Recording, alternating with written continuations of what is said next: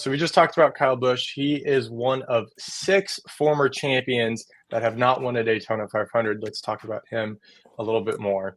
Last year with Richard Childress Racing, he was leading as the race hit the 500-mile mark, but did not get it done in overtime. He won 3 races last year and made it to the round of 12 in the playoffs. Now with RCR, he's a little bit more popular. He's driving the mostly black car. You can't not think of Dale Earnhardt with Richard Childress Racing. Here we are at Daytona, 20 years for Kyle Busch. How big of a story is it going to be if Kyle Busch wins, and where would we put this on his career resume, Ben? Well, the first thing I have to say is it would be even better if he was in the 3 car. And again, no disrespect to Austin Dillon on a personal level or anything like that, but I do think if there's anybody at that team right now that it would be more fitting to be in that 3 car based on how his career has paralleled Dale Earnhardt's in many respects. I think it would be fitting if Kyle Busch had the number 3 right now, although it would be hilarious reading some of the Facebook comments on post announcing that. I think that wouldn't go over too well with a certain demographic of NASCAR fans, but no, it would be absolutely huge, for Kyle to win this race tomorrow. Now, I guess it'd be even cooler, I guess, if we didn't have the weather today and he was doing it, on the anniversary of Dale Sr.'s passing here. But, I think that there's a lot there. Kyle obviously, has done so much in his career. The one thing he hasn't done in this sport is win the Daytona 500. And, there has to be an immense amount of pressure on him at this point in his career, knowing that he's closer to the end of his career than the beginning, to get this final weight off his shoulders. And again, like he tweeted last year, it's a shame it wasn't 1998, because if we were racing under those rules, he crossed the finish line at mile number 500. Overtime didn't exist yet. We'd be talking about him as a Daytona 500 champion.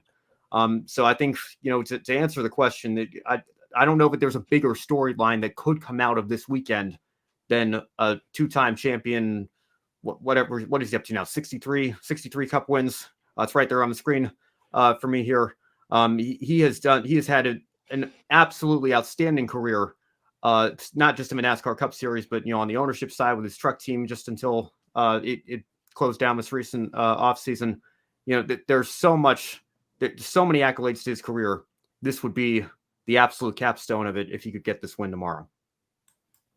If he gets this win, I think this will be a popular win amongst fans, because they've seen Kyle pretty much do everything he could do at Xfinity, at trucks, at Cups, the championships, everything he's done.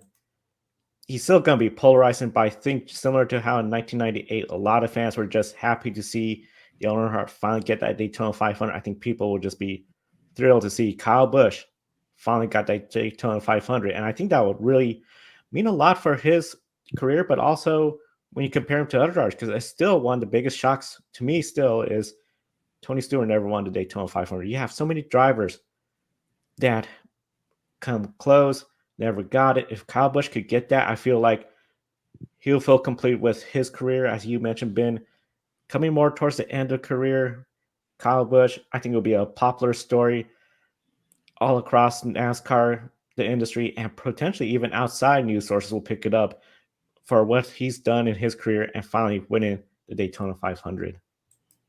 It's a question of immortality, isn't it, as well? To win a race like Le Mans, Indy 500, Monaco, it's those names that you always remember.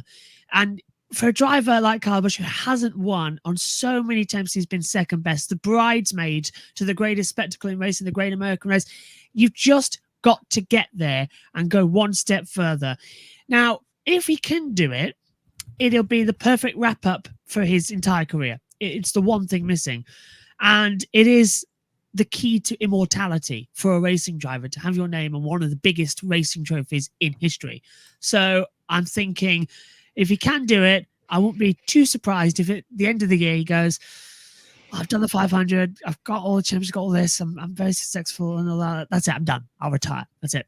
And so it's kind of like that. It's kind of like when you get something, a bit like how in Formula 1, Fernando Alonso, he's going on because he wants more wins. He wants another world championship. If he got another win in another world championship, he'll probably retire, because the push, the older you get, it's not about if you lose it or you can't train as harder.